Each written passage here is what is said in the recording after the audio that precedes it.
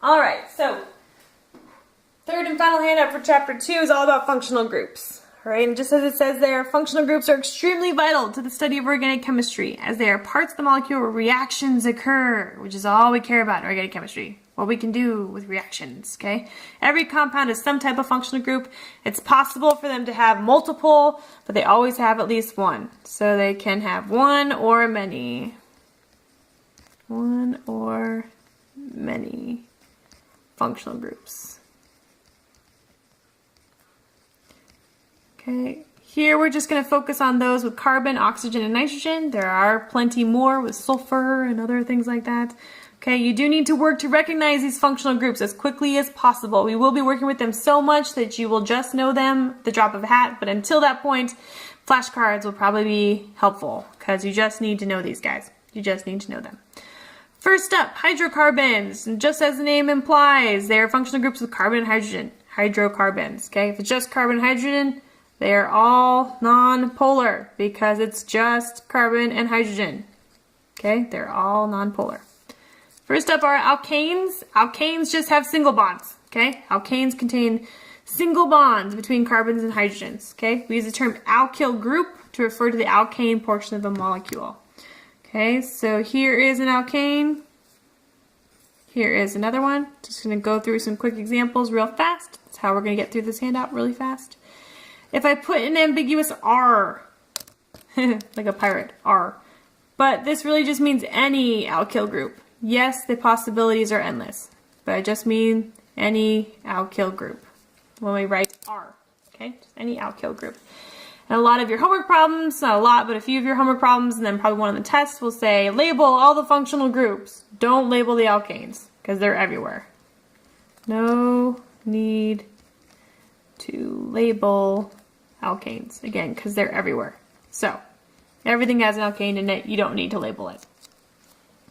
Alkenes then have carbon-carbon double bonds. Double bonds, okay? So here is an alkene.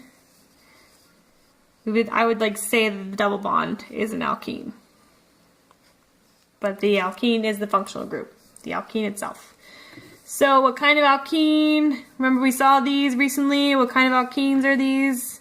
What kind is this one? This guy's a trans alkene. So that guy's trans, this guy is cis.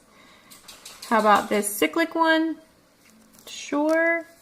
And here's one with two. Sure, you can have more than one alkene in a molecule. Absolutely, why not? Okay, how about alkynes? Alkynes have carbon-carbon triple bonds. If you like fire, you know this guy. This is acetylene. This is in acetylene torches. I think that's also what you cook with, right? If you were to put a burnt top on something. Anyway, here's another one. I am trying to keep them linear because remember, each carbon of an alkyne is sp hybridized, which means it's linear, okay? But whenever you do that, when you guys draw linear alkynes, you tend to lose carbons.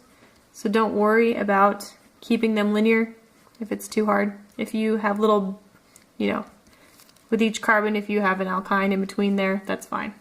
They're not linear. You don't have to be linear. I'm going to try and be linear with my alkynes. All right, those are the hydrocarbons. Oop, one more. Aromatics. Sorry. All derivatives of benzene. We're going to see him in CHEM2, but he is very stable and very special. And again, we will see why in CHEM2. Okay, so aromatics, just derivatives of benzene. There's benzene.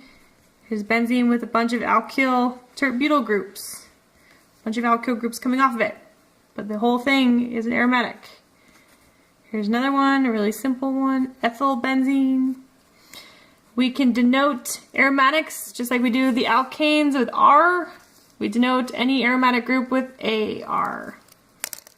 Okay, so that just means any aromatic. Okay. Interestingly, although it's called benzene, okay, when it's coming off of a chain,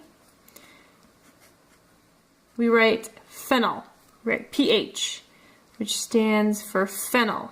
So when it's a group, right, how we have alkane and we have alkyl, well, benzene, when it's a group, is a phenyl group. So when I write that, this is what it actually looks like. It's just benzene coming off of there. Okay, so the phenyl group is a benzene. Alright, so those are the hydrocarbons, right? Alkane, single bonds. Alkene, double bonds. Alkyne, triple bonds. Aromatics, derivatives of benzene, with the 3 double bonds in the cyclic compound. Okay? Functional groups of oxygen. First up, alcohols. Alcohols contain a hydroxyl group, OH. So we're just going to say anything with an OH is an alcohol. Just any ambiguous group, R, with an OH, is an alcohol. So, here's one. Okay. Here's everybody's favorite alcohol. This is ethanol, also known as grain alcohol, or just, what makes everything alcoholic, including beer. Here's a diol. There's 2 of them. This is a diol. Okay. Remember that these have alcohols. They have OH bonds, so these guys can hydrogen bond with each other and with water. So they're water soluble. Okay. Those are alcohols. Okay, again, it's kind of the single bonds. Here's a another single bonded, another functional group with singly bonded oxygen, or ethers. Okay, ethers have 2 alkyl groups on the outside with an oxygen in the middle. So it looks like ROR. Okay, so RO, and I'm going to write R prime, and by R prime I just mean any other alkyl group. If I wrote ROR again, it might just kind of imply that it's the same as the original R group. So here I just mean, with the R prime, I just mean any other alkyl group. Because again, if I wrote R again, ROR, it would imply maybe that this group is the exact same as this group. But it can or it can't be, doesn't matter. So here's one, this is diethyl ether. You guys used this to extract acetic acid last week in lab. Here's another ether, again, just 2 alkyl groups on the side. Here's a fun cyclic one. This is dioxane. Okay, so these guys don't have OH bonds, so they can't hydrogen bond them with themselves, but they can participate in hydrogen bonding, right? They're still an H bond acceptor. Okay, so they can be water soluble. Okay, so, but they don't hydrogen bond with themselves. Alright, so those were the singly bonded oxygen functional groups, alcohols and ethers. Okay. Aldehydes then have a doubly bonded oxygen. Okay, aldehydes contain a carbonyl group. That's a C double bond O. We've seen this a lot with our condensed and our Lewis structures. Carbonyl group, C double bond O. And they have 1 alkyl group, just 1. So R, C double bond O, and then H, because the carbon needs 4 bonds. Okay, and importantly, it's got that H on the end. And so if you write this in the condensed form, we've got RCHO. Okay, so there's your functional group, the ambiguous general structure. And here's an aldehyde. Okay, here's another one. Can be either on the left or the right side of the molecule. Doesn't really matter. How about a molecule with 2 of them? Sure. Why not? Okay. And importantly, because it has this H on the end, okay, we can't have another carbon because it always has an H. So these guys are always at the end of chains. Always on end of the chain. Again, because we have an H, not another carbon. Okay, so they're always at the end. Good thing to note. Another group with a C double bond O is a ketone. Okay, ketones also contain a carbonyl group, C double bond O, but they have 2 alkyl groups, 1 on either end. Okay, so importantly, these are never at the end, because they always have carbons on either end. That's what makes them a ketone. Okay, so here is acetone. Use acetone to clean my lab glassware every day. Here's another one, cyclic one. And how about one with 2? Sure. Why not? Those are all ketones. And again, because they have R groups on either end, they have carbons on either end, they are never at the end. They're always in the middle.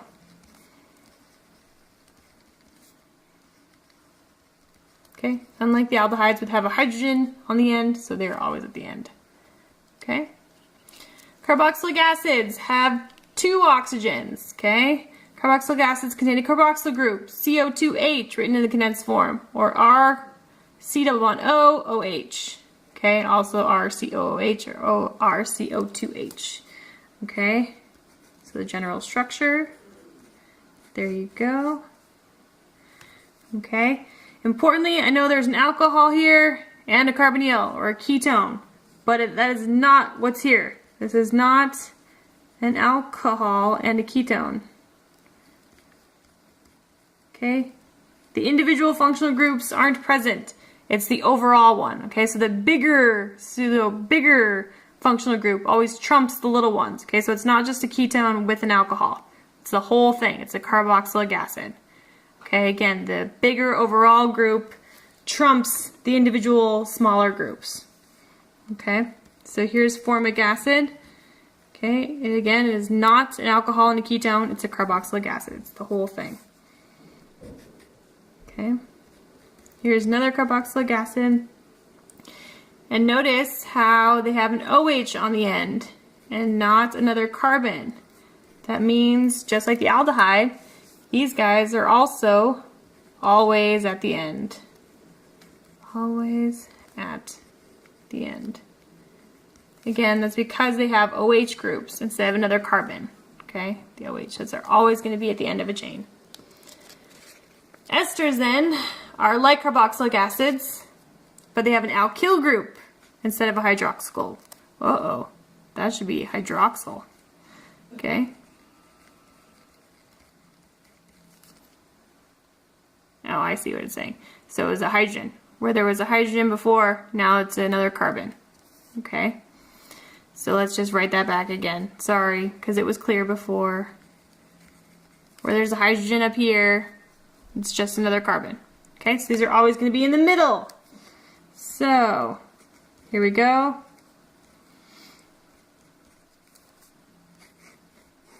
Okay, importantly, this is not an ether and a ketone.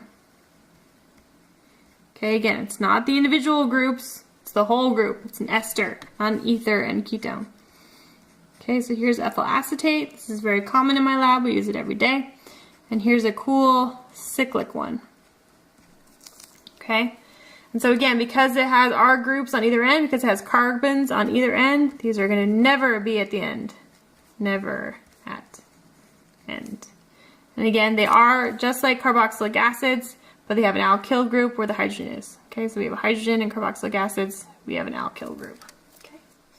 So those are the functional groups with oxygen. Lastly, those with nitrogens. Nitrogens. First up, amines. Amines contain nitrogens with single bonds. Okay, so I'm going to have some ambiguous bonds on nitrogen because they could be NH or they could be R. So I'm just going to kind of leave them open. Okay, so there's nitrogen. Here is triethylamine. This is a very common base. I use it a lot. ET stands for ethyl. We'll see that in terms of naming in the very next chapter. Here's another one. This would be a terminal amine. Okay. And here is a cool cyclic one. Okay. So notice here, right, we have NH bonds, so we can both hydrogen bond within itself as well as with water. And so they are water soluble. Okay, go back and look and determine the solubility properties for all of these guys. I didn't mention them, but right, this one's got OH bonds. We can hydrogen bond with itself and have water. And the rest of these guys, right, are hydrogen bond acceptors because they all have oxygen, so they can hydrogen bond accept. But amines have NH bonds, so they can hydrogen bond with themselves and with water. Amides then. Amides have amines attached to a carbonyl. Okay? So we can have multiple forms of amines. We can have just an NH2 on the end, or we can have NH with another R group, or we could have two R groups on that nitrogen next to the carbonyl. Okay, so again, I'm going to kind of leave it ambiguous because again, coming off the nitrogen, there could be hydrogens or other R groups. Okay? And importantly, this is not an amine and a ketone. It's not how this works. Okay? The whole thing, it's an amide. And so, the most simplest one, just a CH3 on the end. Here's an internal amide. Okay. Here is a cyclic one. NH. And how about one coming off of a ring? This one's kind of cool. Okay. And the last one, nitriles. Nitriles have a cyano group, C triply bonded N. Okay, so RCN. That's how I often write it. Or you can also draw it like this. Okay, the linear functionality. Okay, so you can draw this in multiple ways. Here's one way. I usually write CN, so it's up to you. Again, it's easy to lose a carbon. It's easy to forget that there's a carbon there. So I usually draw it. This is acetonitrile. This is a very common and awesome solvent, acetonitrile. And here's another one. Okay. Cool. Those are all the functional groups you need to know at the moment. So let's go through and start practicing finding them. Over here, here's one. What is it? ROR, ether. I use these every day. I know what they are. How about these benzene derivatives? Aromatic. How about one more? Right over here. Here is a carboxylic acid. Again, don't circle the carbonyl and call it a ketone, and then don't circle the alcohol and call it an alcohol. It's the whole thing is a carboxylic acid. Ooh, here's heroin. Cool. Here's an ester up here. Heroin's a derivative of morphine. What's this guy right here? He's got benzene in there. He's an aromatic. Look, peeking in there. What is this guy? ROR. Ether. This guy looks just like this guy up top. He's the ester. Another ester. Ooh, look at this guy. Double bonded carbon. C double bond C. Alkene. And one more. This guy. And amine. Nitrogen. And lastly, aspartame, or the artificial sweetener. How fun. This guy right here. Carboxylic acid. Again, don't circle carbonyl and call it a ketone, and then circle the OH and call it an alcohol. It's the whole thing. The bigger group trumps the individual little groups. This guy, here's an amine. How about this whole part? What is this? The whole thing. It's an amide, not a ketone and an amine. This whole group right here.